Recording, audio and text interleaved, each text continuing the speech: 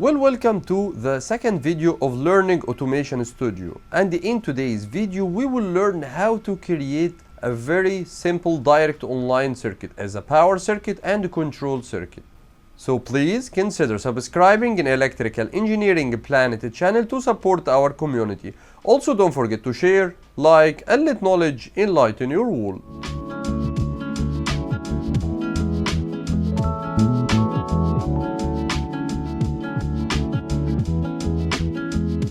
Now let's remove this old project. We can choose it all. Perfect. Now let's create a very simple circuit. Choose now the power source, which is a three-phase power source. Drag it here. And here we have L1, L2, L3 with 400 volts. This is our three-phase power source. And now let's choose the circuit breaker from protection. A 3-pole circuit breaker. Now let's choose a contactor. From contactor poles, let's choose a 3-pole normally open contactor. This is our contactor now. Now close it. Perfect. As you can see here, we have a 3-phase power and a breaker, a 3-pole contactor. And now let's draw from protection a 3-pole thermal overload. So here, let's choose from protection. Here we have a thermal relay, 3-pole. Now from motors, let's choose a 3-phase induction motor with the 3 terminals only. Now let's connect our circuit. Here from home, choose power wire, polyphase wire, and now connect your circuit.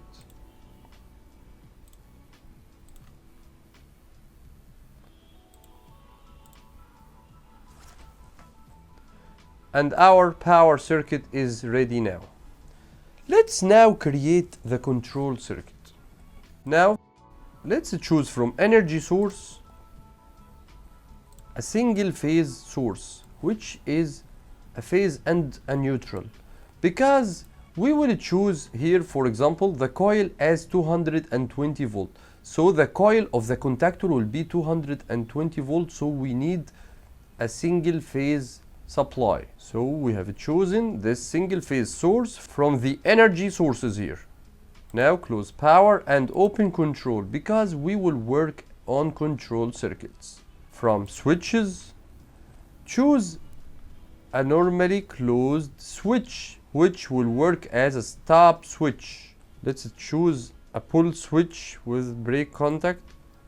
This is a normally closed contact, which will work as a stop button. Here, now we need a normally closed auxiliary contact from the thermal relay, thermal overload relay. So now we will create this by double clicking on this thermal overload relay. As you can see here, we have the builder. Now we will add from here a contact.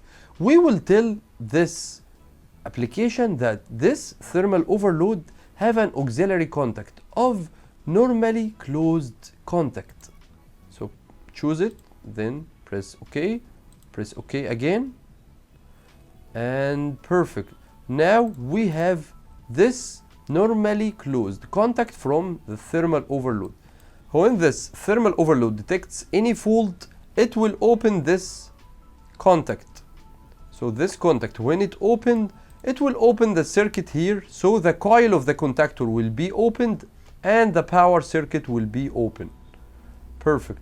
So now, as you can see, we have a stop switch and we have the thermal overload. We can also add here a fuse at the beginning of the circuit, because this is according to IEC standard. We need here a fuse. So from protection, I will choose a fuse holder with 1 pole, and I will connect this circuit to it. Perfect. Now let's scroll down, and as you can see, we have now a fuse and a normally closed switch, which is the stop switch, and we have here an auxiliary contact from this thermal overload relay.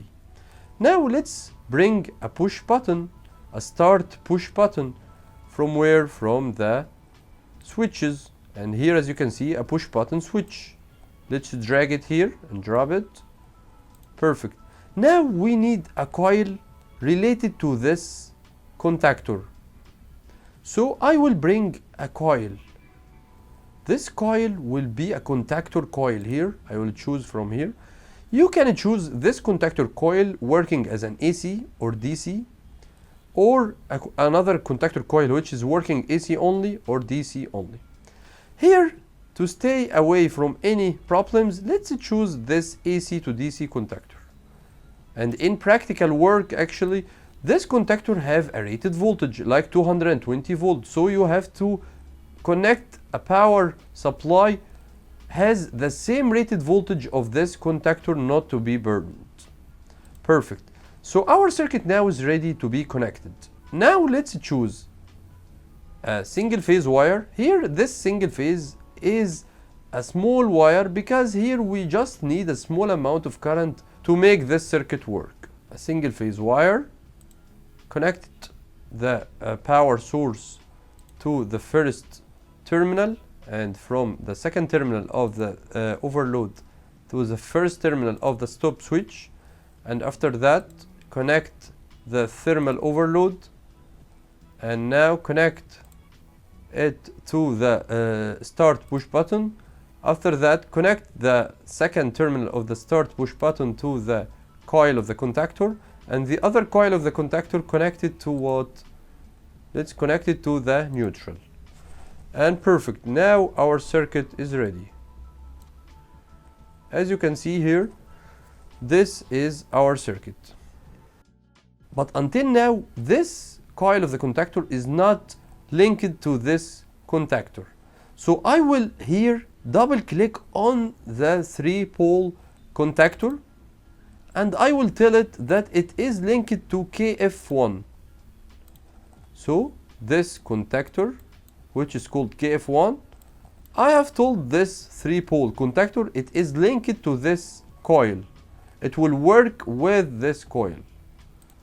So perfect. As you can see now, it's called KF1 as the name of the coil of the contactor.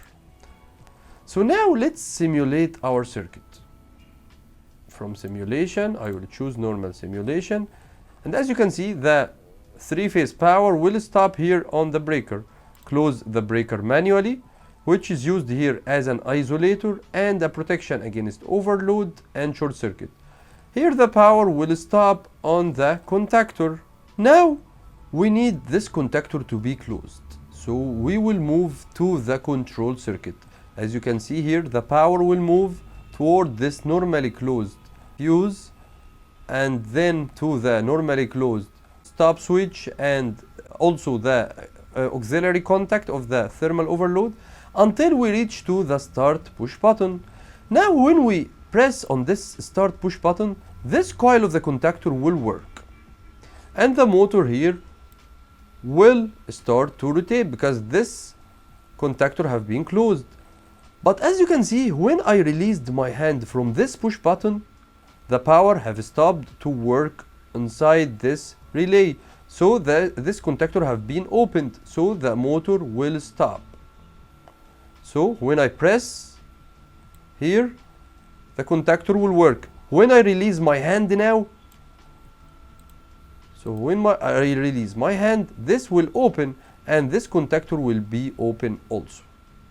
So the problem with this push button that it will make this motor work jogging. It's not working continuous, because when I press this, it will work, release my hand, it will open. Press, it will work, release, and it will open.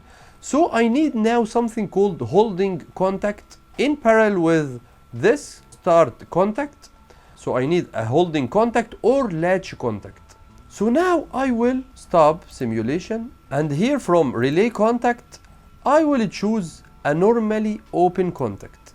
Drag it and drop it here. And the application will ask me is this contact is related to anything? So I will tell this application that this contact is related to this contactor. It is an auxiliary contact of this contactor. So it will be closed when this contactor will be closed. So I will choose from here. It is related to KF1, which is our contactor. Okay, and perfect. As you can see, now the name is KF1, like the contactor and the coil. Let's now choose from home a single phase wire and connect it here as a parallel connection. This is working now as a parallel connection. Now let's simulate our circuit, and as you can see here, the power will stop here at the start button and normally open auxiliary contact. Now let's close the circuit breaker first of the 3-phase power, and now let's click on this push button, and as you can see, the power have been transferred from this push button to the contactor, which will make this contactor to be closed, and which will make this auxiliary contact to be closed. Now when I release my hand on this push button, the current will move through this closed now auxiliary contact to the contactor. So it made a holding contact or latching contact to make this contactor will be always closing and the motor will be continuous working. To stop now the circuit, I will open the switch. Now the power have been stopped, so the contactor will be stopped. So this contact have been opened and this auxiliary contact have been opened. To close the circuit again, we have to close, as you can see, this push button and release my hand. After that, it's okay, because there is a holding contact now in parallel, will make the current to flow through it to the contactor. Perfect. In the next video, we will learn how to create a star-delta circuit. We know from the videos that working as star and delta have some benefits in star and have some benefits in delta. So we will make a starting circuit with star and delta connection. So stay tuned for the upcoming videos and consider subscribing in Electrical Engineering Planet channel to support our community. Also, don't forget to share, like, and let knowledge enlighten your world. Thanks for watching.